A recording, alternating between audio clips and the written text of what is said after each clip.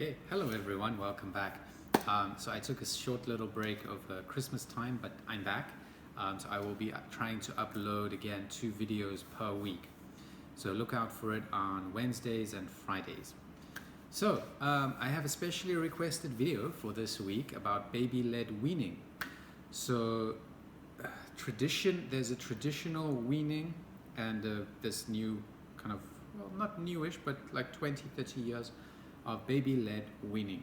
So traditional weaning is that you breastfeed your baby and then you decide, now I'm going to start introducing liquids, other liquids or sauces or purees or like all kinds of manner of different pureed foods, and then you'll start with soft and different consistencies, and then you progress to later on you add in more solid foods. Where baby-led weaning, it takes the onus off of you and puts that onto the child or the baby. So you breastfeed exclusively until they start to show interest. So it's letting the baby's development guide you. It's less controlling and less stressful, and it gives the infant some control, and it gives them some decision making as well. It gives them some power. So it doesn't feel like you are just ordering them to do everything and they have no choice and they have no say. So they also have a say, and this adds to a bit of responsibility onto their part. So they also feel they have control and they have an input on what is going into their bodies. So I'm not going to debate the breastfeeding versus bottle feeding. That is for a different debate, but to put it shortly, breastfeeding is best. Breast is best. Breastfeeding is much better. It's from the WHO, from all the different organizations. Breastfeeding is better. It leads to all manner of beneficial effects for the infant and for the mother. But I'm not going to get into that today. So usually exclusive breastfeeding lasts for about 4 to 6 months. You can continue breastfeeding with baby-led weaning until 4, 5, sometimes 6 years of age, because it's like it says, baby-led weaning. The baby decides when to stop because they know and they have a more innate feeling in their bodies of how and when to stop, when they don't need it. So it's slightly different when you have more than one child. That child will usually stop drinking when there's a new baby. So exclusive breastfeeding for 4 to 6 months, and then you start adding foods.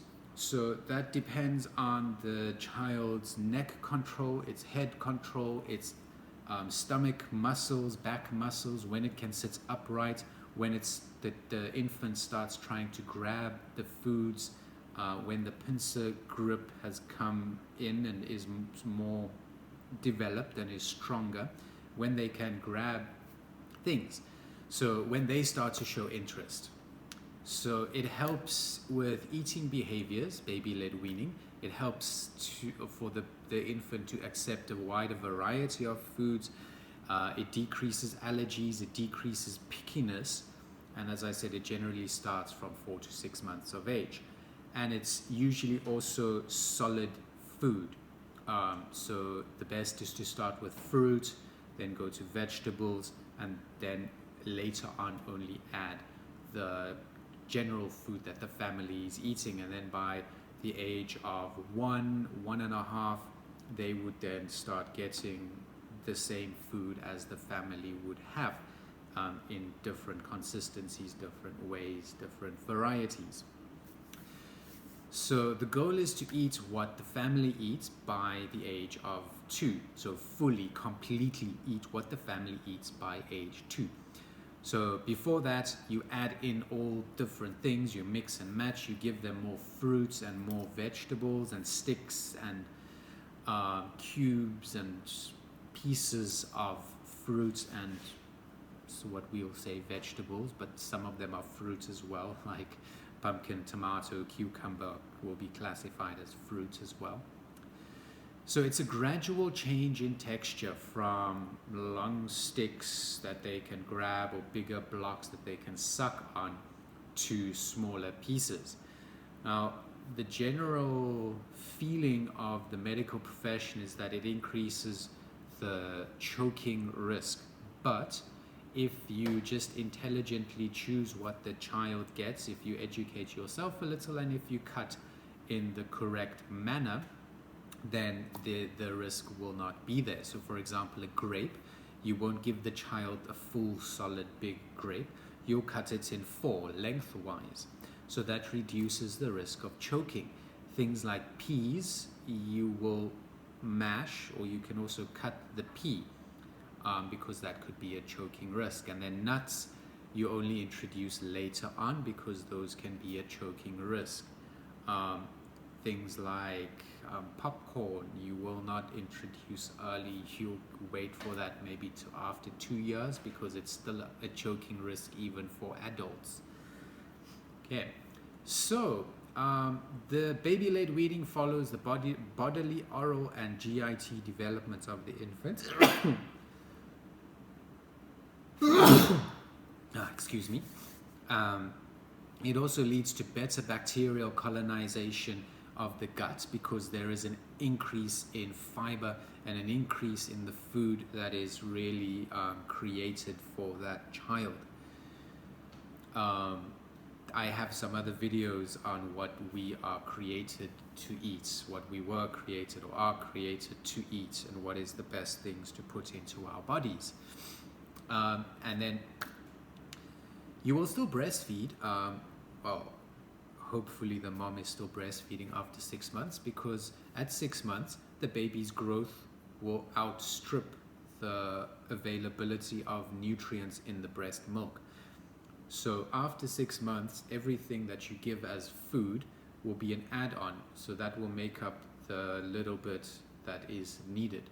So if you continue breastfeeding till about 2 years, so when the child eats the family's food at 2 years, so the breastfeeding is still the main food, everything else is an add-on until about 2 years of age.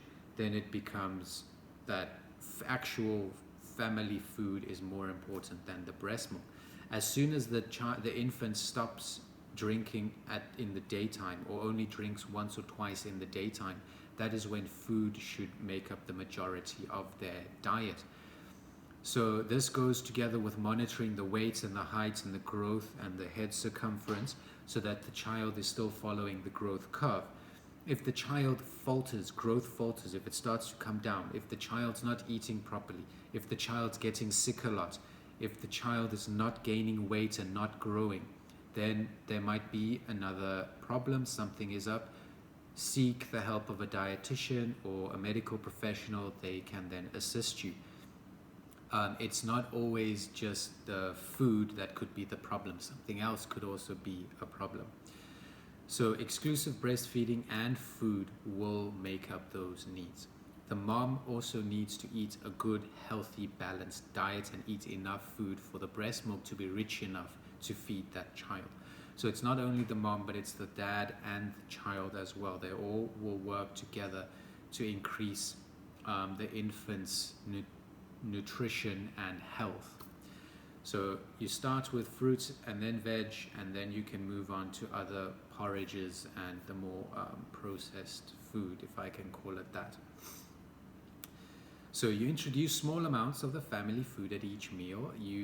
If the child does not want to try, then you can cook it a different way. You can present it in a different way. It sometimes takes 6 or 7, 8, 9, 10 tries before the child will accept that food. The child might not like soupy textures. Then you can try the same combination of foods in a stew. You can try them separately, or you can steam them or roast them or grill them, or you can try all the different cooking methods, all different kinds of ways to prepare it, and different meals, different combinations. So there's an unending list of ways in which you can try to introduce different kinds of food. But it's important that the child gets fruits and vegetables as individual flavors, because that helps to develop their palate, it helps them to taste better, and it helps their gut development and the bacterial colonization, which is really important to create a good microbiota. If that is imbalanced, or we don't have the right bacterial colonization at a young age, it leads to so many different health risks and diseases later in life. It can lead to an increase if the bacteria is not colonized properly and the microbiota is disturbed.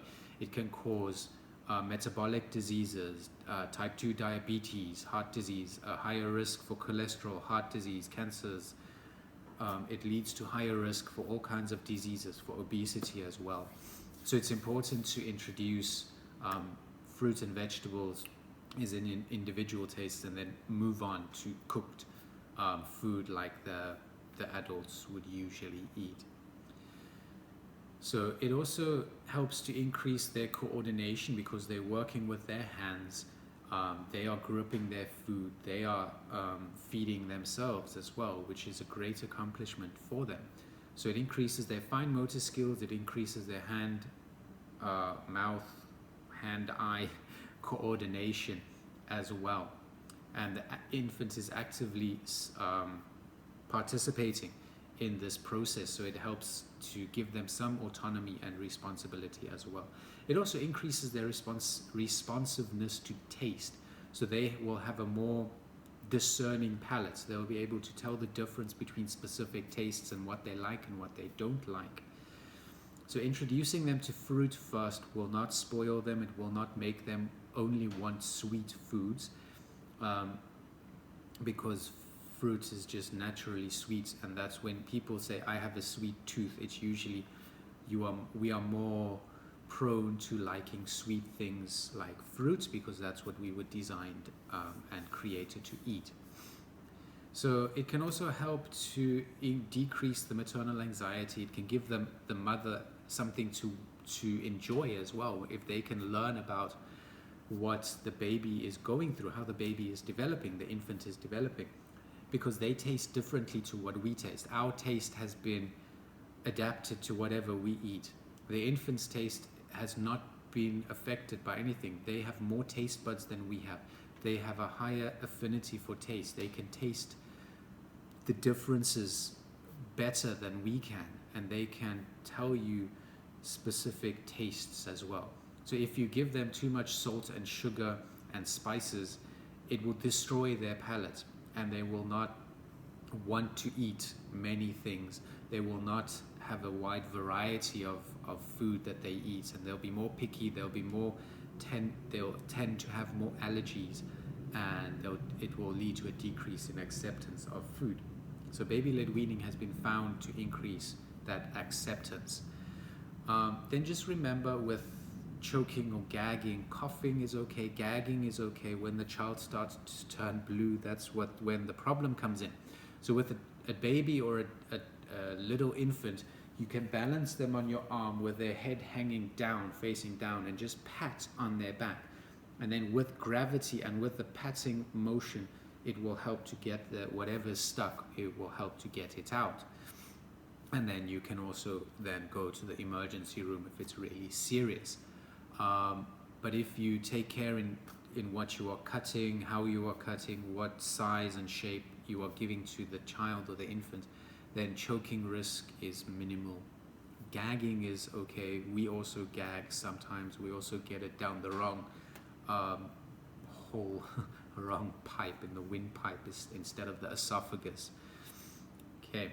So there are studies. There are quite a few studies done. I checked out a few. There's one specifically by Brown and by, let me just read this name, Fangupo.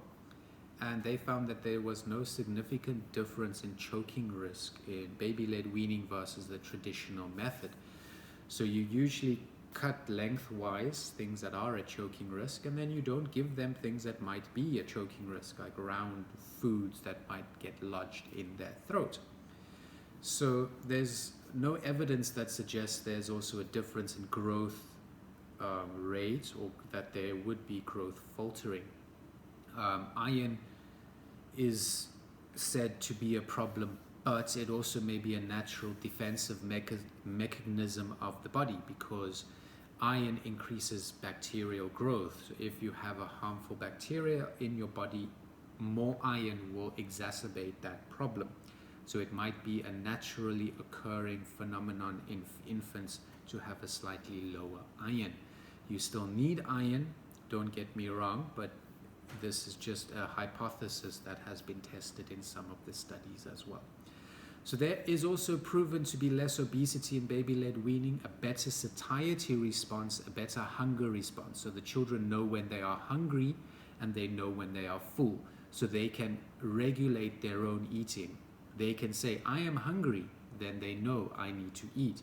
And then they will stop when they are full. So they will not just eat because they want to, or they see something, or they won't just randomly eat.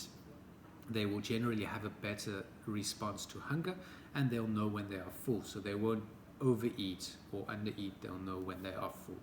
And they can also then make better food choices because they have been exposed to a wider variety, and they have the taste, the sensitivity and taste. And they'll also then show a natural preference for fresh food, which is fantastic because that is what the dietitian spends most of their life on, trying to educate people, trying to get people to eat fresh food. Believe me, it's a constant struggle. You always talk to people, and fresh food is what's lacking in most of their diets. It's hard to get people to eat fresh foods, which is interesting because there's more than 2,000 different kinds of fruit, just fruit, that we can eat.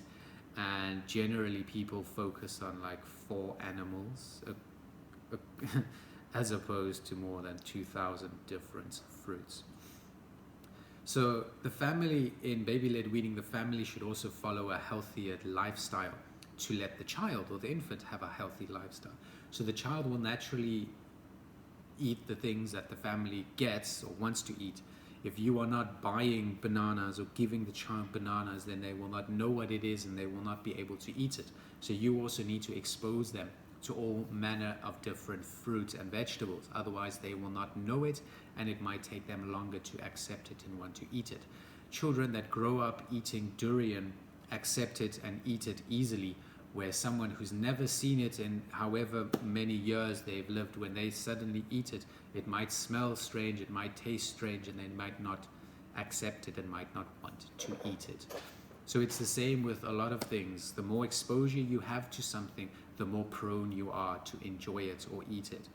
So with baby-led weaning, the focus is more on eating with the hands, not so much with a knife and a fork and a spoon or chopsticks. That comes a little later, when they've already developed their grip and they are showing interest. Then they can try that a little bit later on. And you are not spoon feeding them, you are helping them to feed themselves. So with baby-led weaning, the focus is on helping and guiding the child to feed themselves. It's not to feed them, it's to help them autonomously feed themselves and put food into their bodies. So it takes a lot of the stress and the anxiety of the parents, and it gives the child some responsibility and some autonomy in choosing as well, and that is a good thing. The child learns that they can choose what they eat, and this is a good thing all the way into later life.